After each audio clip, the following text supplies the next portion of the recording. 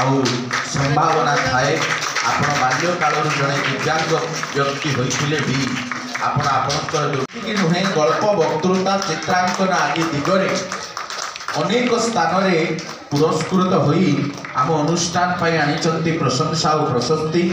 आज कार्यक्रम में निजर साधना पाई आम ट्रॉफी अंचल तथा ये अनुष्ठान माटीर ओजस्विनी प्रतिभा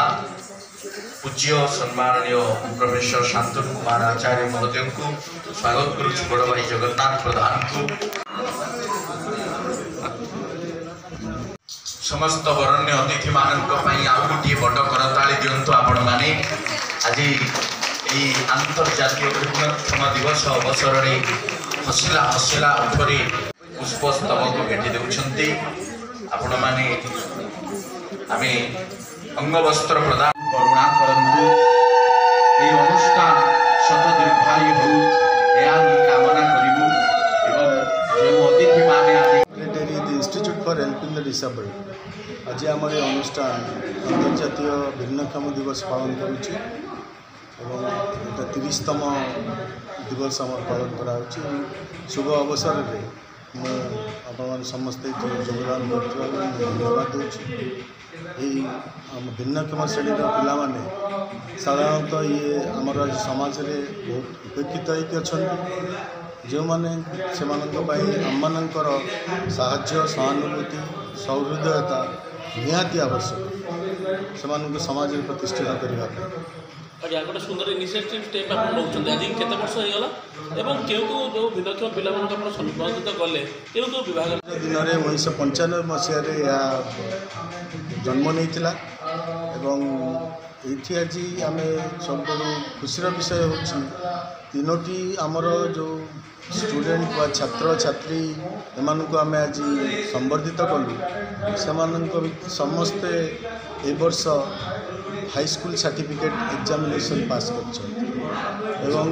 जड़े राजधानी महाविद्यालय पढ़ुं आउ जड़े वैषयिक तालीम नौ। अच्छा निश्चित भाव गोटे सुंदर स्टेप आप नहीं ये कार्यक्रम में गोटे व्यापक कर इच्छा ना टे स्पेडनेस करेंगे हासिल करें जदिव 30 वर्ष है आम ये कम करें लक्ष्य पर्यंत हासिल करें संतुष्टता आम जाहिर करें किछिटा मात्रा सरकार भी सहृदयता जरूरी पर्टिकुलाली आमर गोटे बासोपयोगी सुइटेबल एकोमोडेशन गोटे ये पिला 30 वर्ष है यहाँ भड़ा घर चली आम सरकार को अनुरोध करा विचाराधीन अच्छी तब आमको लगे पड़ो सरकार सरकार को अनुदान राशि तो भारत सरकार को 2006 मसीह पाँच 2006 मसीह आम अल्प बहुत जहाँ हम 2006 मसीह भारत सरकार को साहाय्य आम पाई आम आम कृतज्ञता भी जनाऊँ आमको गोटे जगह टी हेले सुइटेबल एकोमोडेशन हेले आम आउ टे व्यापक भाव में काम करें आम ए सरकार को अनुरोध करूँ विचाराधीन अच्छी देखा से भावुँ मैटेरियालाइज जो उपेक्षित शहीद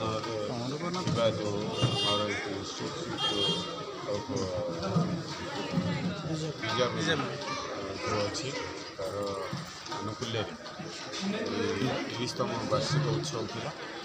ये अवसर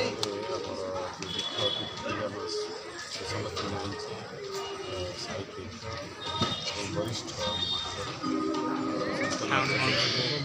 सहयोग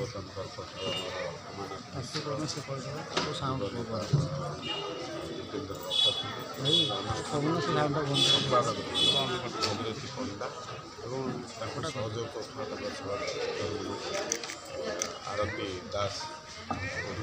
प्रचेषा ये 30तम वार्षिक उत्सव था और विशेष भाव में आम समस्त भिन्नक्षम दिव्यांग ये आम समाज एक अंग ये अंग कर प्राय आम आजिका दिन में स्मार्ट जुगर कम्पिटेटिव जुगर ये सरकार समाज समस्ते आज आदर कर कहीं पाखे गोटे प्रतिभा अच्छी जन्म देते ଆମମାନଙ୍କୁ ବି ଜନ୍ମ ଦେଇଛନ୍ତି ସିଏ ଯେଉଁ ଭଗବାନ ଦେଇଛନ୍ତି ଜନ୍ମ କିଛି ନା କିଛି ଗୁଣ କିଛି ନା କିଛି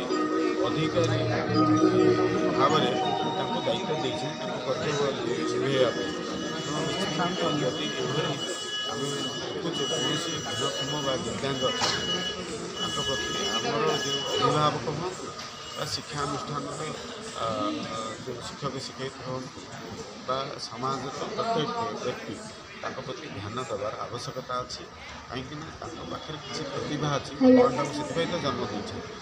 ଏବଂ ସେ ପ୍ରତିଭାକୁ ଗୋଟେ ବନ୍ଦ ପରିପ୍ରକାଶ କରିବା ଉଜାଗର କରିବା ଆମମାନଙ୍କର ଦାୟିତ୍ୱ। ତେଣୁ ଭିନ୍ନକ୍ଷମ ଦେଖିକି ତାଙ୍କୁ ଅବହେଳିତ କରିବା